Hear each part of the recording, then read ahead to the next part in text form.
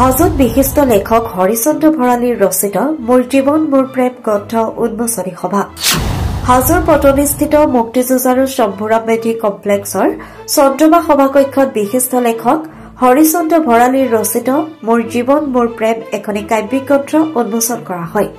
সেই অনুসৰি এখনি গ্ৰন্থ উন্মোচনী সভা সম্পন্ন কৰা হয়। সভাৰ সভাপতিত্ব কৰে হাজো মণিকোট সাহিত্য সমাজৰ উপসভাপতি কিচিং দাসে। সভাত মোৰ জীৱন মোৰ প্ৰেম গ্ৰন্থখনি উন্মোচন কৰে ৰাষ্ট্ৰীয় স্বয়ং সেৱক সংঘ কামৰূপ জিলা বৌদ্ধিক প্ৰমুখ প্ৰবীণ মেধিয়ে।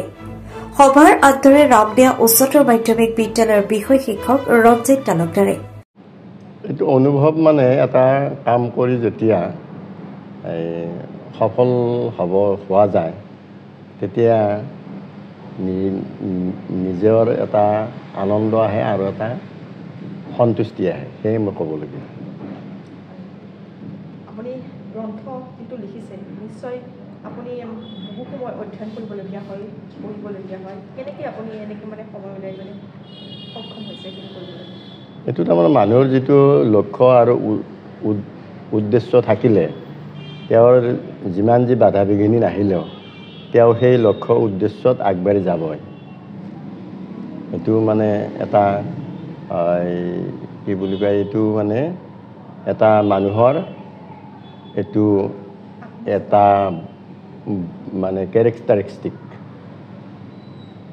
আপোনাৰ গ্ৰন্থখনৰ বিষয়ে দুষাৰিমান আমাক কওকচোন। মোৰ এই গ্ৰন্থখন ইংৰাজীত ক'লে মিছেলেনিয়াছ এটা ৰচনা। তাৰমানে ইয়াত মোৰ জীৱনৰ 4টা প্ৰেমৰ কাহিনী আছে। তাৰ লগতে এটা সামগ্ৰিকভাৱে প্ৰেমৰ কাহিনী, তাৰমানে মানৱ জীৱনত প্ৰেমটো কেনেকুৱা।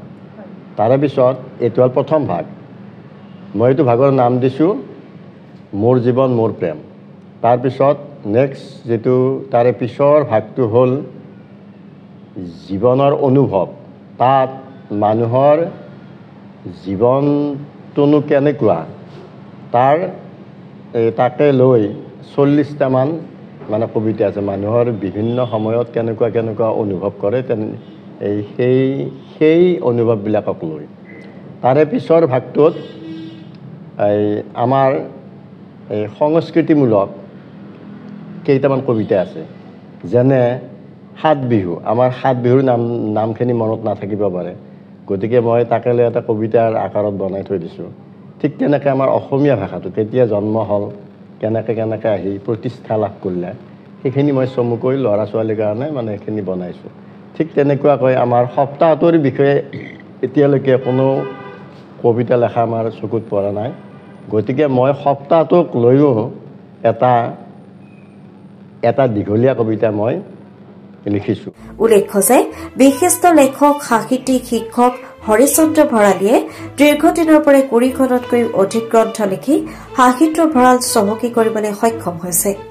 মোৰ জীৱন মোৰ প্ৰেম তেওঁ 20তম গ্ৰন্থ বুধবাৰে উন্মোচন কৰি তেখেতে জীৱন পৰিক্ৰমাৰ সময়ক সুঁৱৰি গ্ৰন্থৰ সুবাসত কিছু নষ্টালজিক হৈ পৰে সুলেখক হৰিচন্দ্ৰ ভৰালী। হাজোৰ পৰা অনামিকা কলিতাৰ ৰিপৰ্ট, অপৰূপা টিভি। প্ৰিয় দৰ্শক, আপোনাক অপৰূপা টিভিৰ তৰফৰ পৰা বিনম্ৰভাৱে অনুৰোধ কৰিছোঁ, এই চেনেলটো আপুনি ছাবস্ক্ৰাইব, শ্বেয়াৰ, ফলোইং, লাইক আৰু কমেণ্ট কৰি লগতে কাষতে থকা বেল আইকনটো ক্লিক কৰি আমাক আপুনি সহায় কৰে যেন। আপোনাৰ এই সহায় সহযোগিতাই অপৰূপা টিভি চেনেলটোক জীয়াই ৰখাত বিশেষভাৱে সহায় কৰিব। যদি আপুনি অপৰূপা টিভি চেনেলটোক ফেচবুক, ইউটিউব বা ইনষ্টাগ্ৰামত সদায় চাব বিচাৰে, তেন্তে আপুনি এতিয়াই চেনেলটো ফলোইং, ছাবস্ক্ৰাইব আৰু লাইক কৰি ওচৰতে থকা বেল আইকনটো বজাই দিয়ক আৰু অপৰূপা টিভিক সদায় উপভোগ কৰক। আপোনালোকৰ মৰম আৰু আশীৰ্বাদে অপৰূপা টিভিক আগুৱাই যোৱাত যথেষ্ট সহায় কৰিব। আমি সদায় প্ৰতিশ্ৰুতিবদ্ধ, ৰাইজৰ পক্ষত থাকি ৰাইজৰ হকে আৰু সমাজৰ উন্নতিৰ হকে কাম কৰি যাম। বিশেষ জানিব লগা থাকিলে প্ৰিন্স কাশ্যপ, পৰিচালন সঞ্চালক তথা মুখ্য সম্পাদক অপৰূপা টিভি, মোবাইল নাম্বাৰ 8135819868 নম্বৰত যোগাযোগ কৰিব পাৰিব। ধন্যবাদ।